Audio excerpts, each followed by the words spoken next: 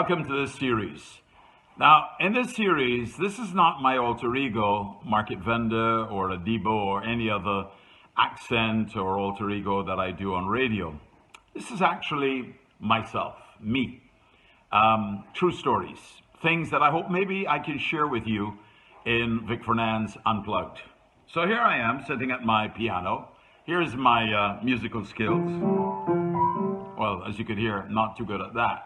So I have this beautiful grand piano, baby grand, which is over 100 years old. It's actually 121 years old, beautifully restored by Piano Man. And I bought it with the hope that somebody in the family might play the piano. Well, that hasn't materialized. So now it's sort of like a piece, a talking point within the house. And every now and then somebody who can play the piano comes by and maybe will play a few tunes and enjoy it. So I love music, but I can't play music. I love art, but I can't paint. And right behind me, if you look at it closely, and maybe I could just shift out of the frame for a moment, that is a painting by a Trinidadian painter, brilliantly done, of Brian Lara's First Century at the Queen's Park Oval. I paid a fortune for that painting. He ran the Tobago Art Gallery, probably still does, I don't know. And this was really probably his best painting to date. And I flew to Tobago to collect it after we had seen it on a trip to Tobago. Magnificent painting. If I look around my room, in my living room, and in all of the rooms of my house, it's filled with paintings. There was a time in my life when I didn't have any paintings at all. All I had were family photos and that sort of stuff.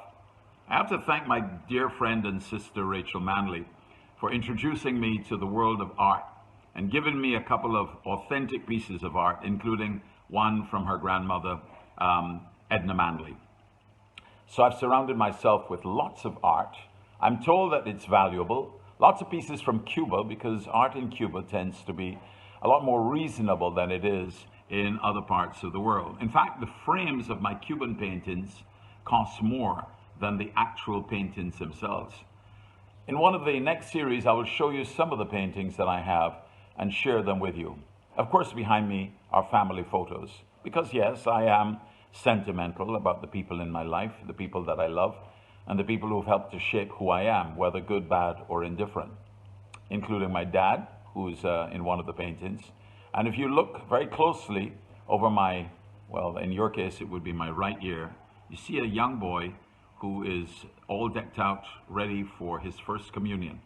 That young boy would be me. And there was a time in my life when I was an acolyte at St. Patrick's Cathedral. And I served at every Mass in the morning at 6:30. I served at Mass on Sundays too as well. And I think at one point I even harbored some thoughts about becoming a priest.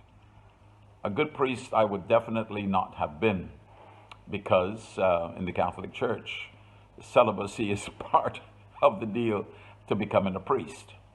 In any event, my true love was broadcasting and remains broadcasting. So in this series, we will talk a little bit about some of the things that have shaped who I am, some of the experiences that I've had, and, well, as for the music, I don't think there's much chance of that. But if you're a friend of mine and you want to play a piano and you know how to play, then right here is the place to come, at Buchanan House. The irony of all ironies, though, is that the house that I live in, Buchanan House, is actually the home of Gerald Hudson, who was a legendary musician, organist at St. Michael's Cathedral, taught music at many schools in Barbados, including the institution up in Waterford, aka Combermere. I think I got thrown out of his class and out of Virgil Bruthagen's class in the 2.5 years that I spent at Combermere, because I was neither musical nor artistic. Little did they know that I was artistic, but not in the way that they understood art to be. I'm Vic Fernandes, Unplugged. I hope you'll enjoy the series, and I hope you have a great day.